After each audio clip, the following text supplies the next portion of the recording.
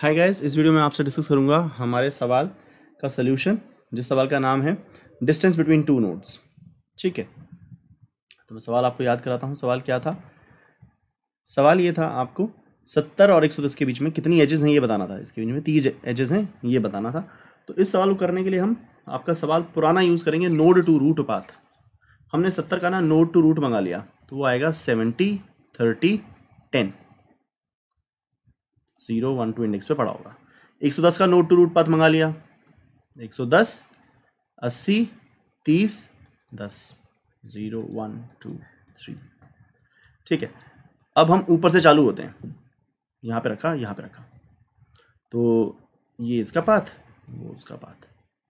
ठीक है, 10 दोनों में है, घटा दिया ए को भी जे को भी, तो इधर से हम यहाँ आ गए, इधर से हम यहाँ आ गए। 30 दोनों में है, घटा दिया इधर इधर, इधर हम 70 पर आ गए, इधर हम 80 पर आ गए।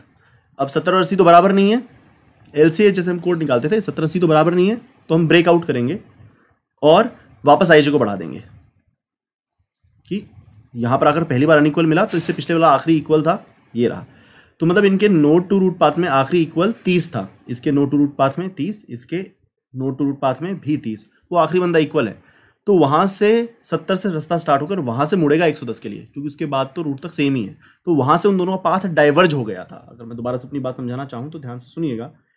देखिए, ये है नोड टू रूट पाथ 70 का, और ये है नोड टू रूट पाथ 110 का।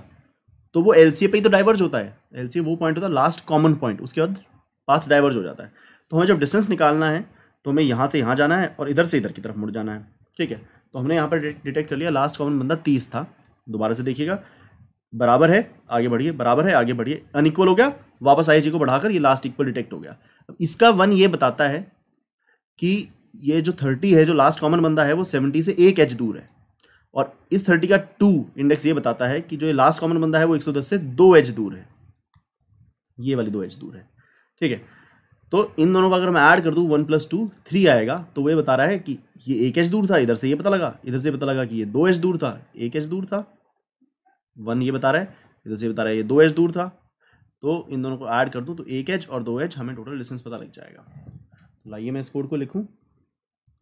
तो काफ़ी सारा कोड LCA में लिखा हुआ है, मैंने वहीं से चुराया। क्या कोड लिखा?